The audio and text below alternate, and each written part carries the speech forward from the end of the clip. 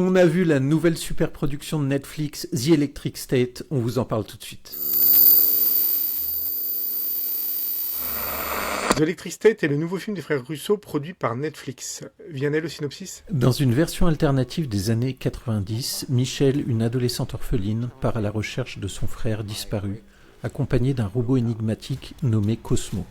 Leur quête les mène à travers un monde post-apocalyptique peuplé de machines conscientes et de mystères technologiques. Qui sont les frères Russo ? Les frères Russo sont principalement connus pour avoir réalisé plusieurs Avengers et Captain America. Ils sont surtout sur les Marvel. Ils ont déjà fait une grosse production. À l'époque, c'était la plus grosse prod que Netflix faisait, qui était autour de 200 millions. Ça s'appelle The Grey Man, l'homme gris. Le film était pas fou, honnêtement. Il était très cher pour pas grand-chose. C'est un film plutôt fade. Donc on va voir là si du coup c'est aussi fade ou si c'est mieux. Parce que là, le film a quand même coûté 320 millions. Et on va revenir sur ce chiffre, mais il a quand même coûté 320 millions. Dans les rôles titres, on retrouve Millie Bobby Brown et Chris Pratt. Il y a également Giancarlo Esposito et Stanley Tucci. On a également les voix d'Anthony Mackie, Woody Harrelson et Coleman Domingo. Le film est une uchronie. L'histoire se déroule dans les années 90, avant et après une guerre qui a eu lieu contre les robots.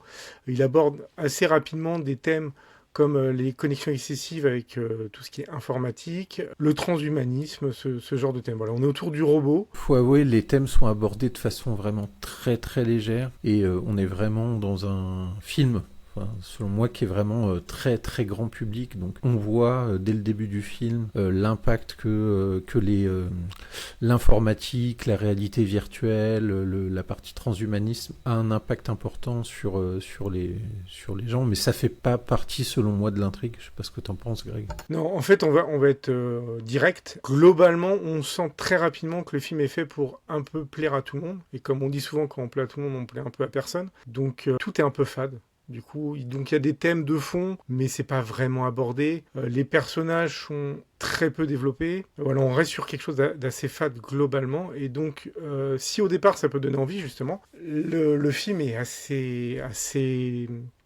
vide au bout du compte et n'aborde rien en profondeur. Donc tous ces thèmes-là, en fait, sont pas vraiment abordés. Voilà. Oui, on est dans des personnages qui sont très, pour certains, très caricaturaux. Notamment le personnage interprété par Stanley Tucci ressemble énormément, moi en tout cas m'a fait penser énormément à Steve Jobs, donc, qui est le personnage qui est le créateur d'un espèce de casque de réalité virtuelle, etc. Et quant aux autres personnages, c'est vrai qu'on est dans le côté un peu très plat, très fade, très pour plaire à tout le monde en fait.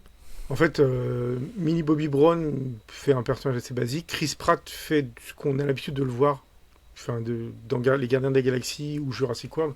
Donc il n'y a pas trop de surprises. Et encore, je trouve que c'est même en dessous. Il est même en dessous, là. Et du coup, on avance dans ce film, mais on avance sans avancer, en fait. En plus, j'ai trouvé qu'il y avait des raccourcis scénaristiques. Ils ne se prennent pas trop la tête là-dessus. Finalement, le film, comme je disais, il a coûté 320 millions. C'est-à-dire que, pour vous donner une idée, 320 millions, les films qui ont cartonné aux États-Unis, aux Oscars, c'est-à-dire, si vous prenez Anoras, Substance, The Brutalist et Emilia Pérez, on est en dessous de 100 millions en faisant les 4. Et là, on est à 320 millions. Donc les 320 millions, on va dire qu'on les retrouve sur le visuel, parce qu'il y a quand même des beaux visuels, les robots sont plutôt bien faits, donc les effets spéciaux sont bien, mais ça paraît quand même assez énorme, le budget. Je ne sais pas ce qu'ils font Netflix avec leur budget, parce que comme je disais avant, déjà, The Grey Man, ça coûtait 200 millions, et c'est pareil, 200 millions sur The Grey Man, je comprends pas non plus. Donc je sais pas si c'est les frères Russo qui s'en mettent beaucoup dans les poches, mais voilà. Pour faire des films qui sont assez plats, en fait. Alors, on pourrait dire que les visuels sont sympas et tout, ce qui est vrai, hein. Mais en fait, il faut savoir que le film, il est tiré d'un roman graphique de Simon Stanley-Hag, un illustrateur graphiste suédois. Et en fait, les visuels du film sont très beaux, mais les visuels du film sont des copies de ce que a fait en fait Simon Stanley-Hag. Donc, c'est bien fait, c'est bien reproduit, mais déjà, au niveau inventivité, il n'y a pas grand-chose. C'était déjà fait avant. Donc, voilà, le seul point, au bout du compte, que j'ai trouvé à peu près positif, c'est ces visuels qui sont sympas. Mais derrière, l'histoire, les personnages, les dialogues, c'est assez cata. Enfin, j'ai trouvé ça très lent, très mou. On s'attache pas aux personnages, parce que les personnages sont pas tellement développés. Donc, en fait, leurs relations sont pas vraiment développées. Des fois, leurs relations vont très vite aussi, d'où les raccourcis scénaristiques. On passe vite voilà, ils s'entendent vite, ils vont vite à un endroit, on ne sait pas pourquoi, il y a rien de développé en fait. Et il y a des moments où où il y aura du temps pour développer ça et où en fait il se passe pas grand-chose, ça discute pour rien. Et du coup, le film reste quand même très mou et très fade en fait, je trouve. Mais moi, j'espérais, je suis tout à fait d'accord avec toi, et moi j'espérais que le film serait un peu tourné avec un concept un peu comme The Road de Jack Kerouac, ou encore même The Last of Us dans le principe, c'est-à-dire un homme, une jeune fille, ils ont un objectif commun, plus ou moins commun, et ils avancent, et voilà, du film, les aventures se déroulent, et en fait j'ai l'impression, moi j'ai pas du tout ressenti comme ça. Je trouve qu'il y avait vraiment trop de raccourcis, trop de choses de ce type-là. Ouais, bah en fait, c'est ça, c'est l'impression que ça m'a donné, en fait, c'est que j'ai l'impression qu'ils zappent des trucs. Alors, j'ai l'impression que quand il y a des scènes, elles sont peu écrites, et en même temps, entre les scènes, il manque des choses, en fait. Et le fait que les dialogues soient quand même pas très intéressants, bah en fait, on s'attache pas au perso, comme je disais. Du coup, le film avance, mais de façon très fade. Ce qui, malheureusement, je trouve, est un peu un truc qui revient souvent chez les frères Russo. Parce que The Gray Man, c'est pareil, les personnages n'étaient pas très développés, un peu caricaturaux, et du coup on était sur un film un peu d'action-espionnage qui était très mou, pas très intéressant, où on s'attachait peu aux personnages aussi déjà. Alors je sais pas, parce que les frères Russo après, quand ils font les Avengers, c'est un peu mieux, mais déjà il y a plus de personnages, ils peuvent s'appuyer sur beaucoup plus de BD, des choses qui sont déjà écrites. Est-ce que c'est la faute des frères Russo? Est-ce que c'est la faute de Netflix? Parce que The Gray Man, c'était aussi Netflix. Je pense que c'est un peu la faute des deux. Et je pense que Netflix fait pas son travail de producteur, et il les laisse un peu faire ce qu'ils veulent avec des budgets énormes, et que les frères Russo, quand on les laisse faire ce qu'ils veulent, bah du coup, ils font des trucs plats. Et je pense que Netflix a aussi voulu que ça soit... Enfin, ils ont pas voulu que ce soit plat, mais en fait, c'est la demande de Netflix qui fait que le film est plat.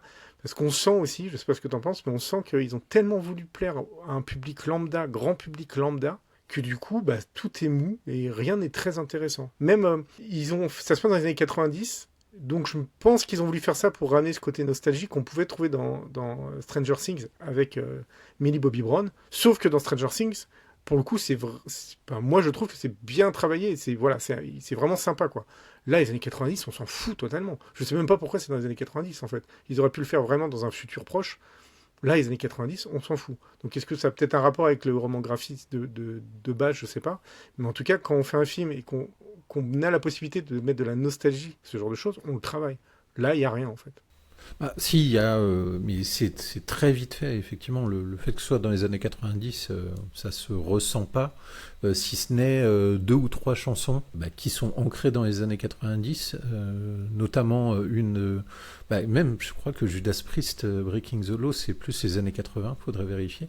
Oui, c'est possible. Oui. Mais il y a 2 autres chansons aussi qui sont Mother de Danzig et Don't Stop Believing de Journée, et qui sont des chansons qui sont ancrées dans les années 80-90. Mais hormis ça... Non, après on voit des petits objets par-ci par-là, des trucs comme ça, mais c'est vraiment pas travaillé. Honnêtement, ça pourrait être dans les années 80 comme dans les années 2000. Puis, de toute façon, il n'y a pas d'intérêt, en fait. Ils ne travaillent pas du tout sur ce sujet-là, donc c'est un peu nul. Mais on sent que, du coup, ils ont voulu mettre un peu de nostalgie, mais qu'ils n'ont pas été capables de le faire. On sent qu'ils ont voulu mettre un peu d'action, mais il ne faut pas que ce soit trop violent, comme tu me disais. Voilà, donc tout est très fade. Voilà, le film, c'est un truc extrêmement fade. Il n'y a pas grand-chose à rajouter d'autre, si ce n'est qu'effectivement les effets spéciaux sont beaux. L'histoire, quant à elle est ultra convenue, c'est-à-dire qu'on voit les événements arriver à 10 km, pour ma part, et je pense que Greg, c'est la même chose. En fait, pour reprendre un autre exemple, je vais prendre comme un autre film qui n'est pas un chef-d'œuvre,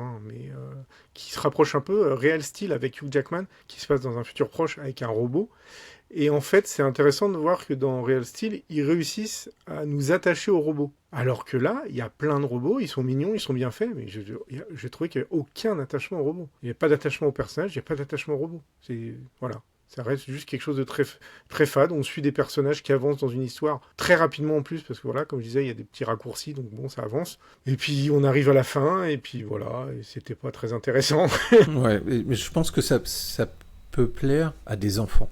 Je pense que ça peut énormément plaire à des enfants, alors je sais pas, dans la tranche d'âge, peut-être, j'exagère peut-être, mais 10-14 ans, quoi. Ouais, ouais, même, ouais, peut-être, je sais pas. Bah, pour le coup, je voudrais mieux regarder Real Steel avec Hugh Jackman. Ce serait plus sympa, je trouve. Ouais. Après, Real Steel, c'est différent. C'était un peu une reprise de Over the Top. Mais à la limite, c'est mieux. Si vous voulez voir un film un peu dans le futur avec des robots, Real Steel, c'est plus sympa pour les enfants. Même celui-là, je suis pas sûr que ça va plaire aux enfants plus que ça. Hein. Ah ouais. Parce que, bah, je te dis, même Chris Pratt, qui peut être marrant avec son personnage, là, j'ai pas trouvé qu'il était très mis en avant, donc il est pas très intéressant. Et les robots, je sais pas.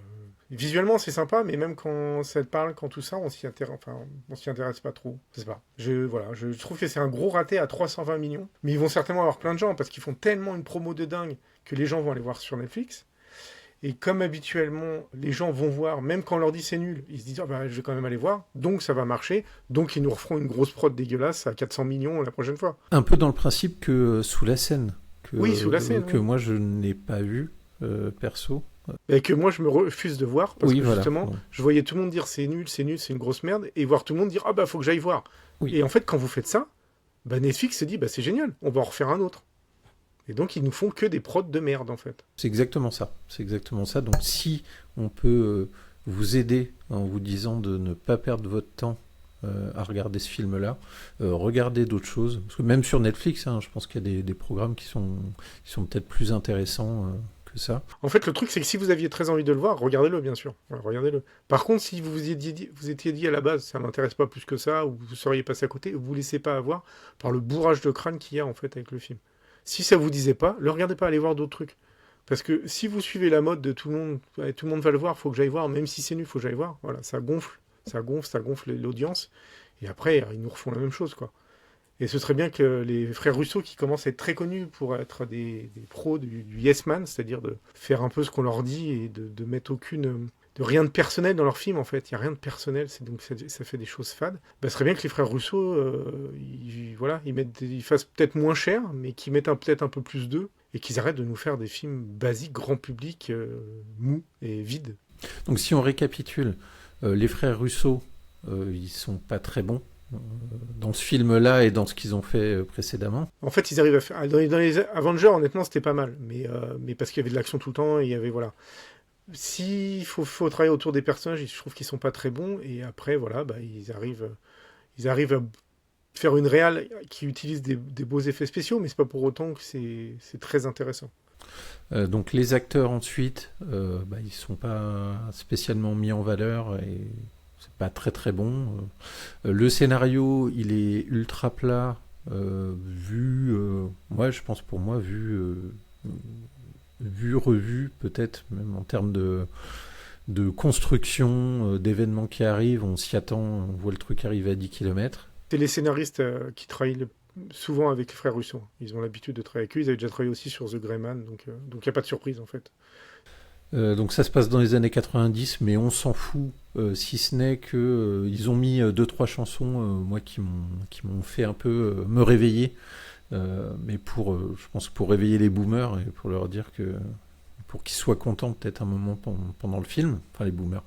Mais comme je disais, l'effet nostalgie ne marche pas du tout aussi bien que dans un Stranger Things, donc bon voilà.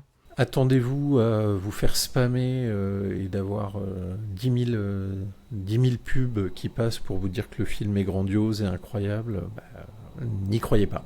N'y croyez pas. Enfin, moi, c'est tout ce que j'ai à dire. Oui. En fait, je reviens à ce que je disais tout à l'heure. Quand on veut plaire à tout le monde, on finit par plaire à personne parce que c'est fade, en fait. Il y a un moment, ils essayent trop de toucher un peu tout le monde et en fait, ils touchent vraiment personne, en fait, je trouve.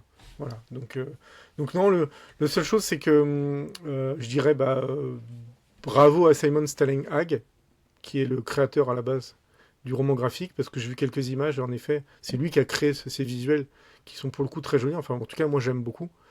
Donc lui, oui, voilà. Et bravo ceux qui ont géré les effets spéciaux, qui ont réussi à reproduire le travail de Simon Sterling Hagg. Mais c'est les seuls points intéressants du film, sinon autour, il ne passe pas grand-chose, et voilà.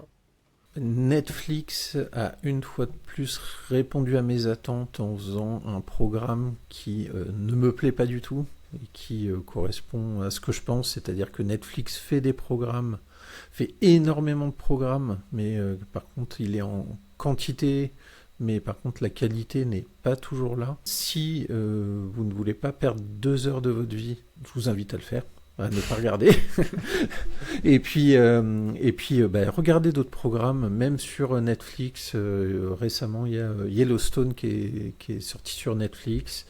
Il y a Resident Aliens, qui est une super série, comédie un peu science-fiction, qui est très bien. Mais ne perdez pas 2 heures de votre vie. Regardez les résumés. Je pense que ça suffira largement. Pour l'instant, de toute façon, on va dire, à part peut-être de mémoire comme ça, The Irishman, globalement, Netflix, c'est pas ça, quoi. Même Bong Joon-ho avec Okja, le film est bien, hein, mais c'est certainement, je trouve, son moins bon film qu'il avait fait de Netflix. Donc globalement, d'un point de vue cinéma, Netflix, il va vraiment falloir qu'il se réveille. Et les frères Russo, va falloir qu'ils arrêtent de faire des trucs lisses. Et même d'un point de vue lumière, le film est hyper fade, quoi. Il est souvent trop éclairé sur une lumière très artificielle qui fait que du coup on a une image qui est pas très jolie. Quand c'est en studio, du coup on voit que c'est bien en studio parce que c'est pas bien éclairé. Donc ouais, les frères Russo aussi, il va falloir peut-être qu'ils fassent autre chose parce que ça devient relou, quoi. Donc Netflix plus les frères Russo, c'est pas une bonne chose. Ok, si malgré tout vous avez vu The Electric State et que vous n'êtes pas d'accord avec nous, vous pouvez laisser un commentaire. Si vous êtes d'accord avec nous, vous pouvez également laisser un commentaire. Vous pouvez également vous abonner pour suivre nos prochaines vidéos, cliquer sur la cloche et liker bien sûr cette vidéo. Et puis Greg, je te propose qu'on se retrouve la semaine prochaine pour... je pense qu'on va parler de quelque chose qui est un peu plus qualitatif. Ouais, en effet. Sur ce, bon vendredi à vous et on se retrouve la semaine prochaine pour une nouvelle vidéo. Salut. Salut. Abonne-toi à la chaîne pour ne pas manquer les prochaines vidéos.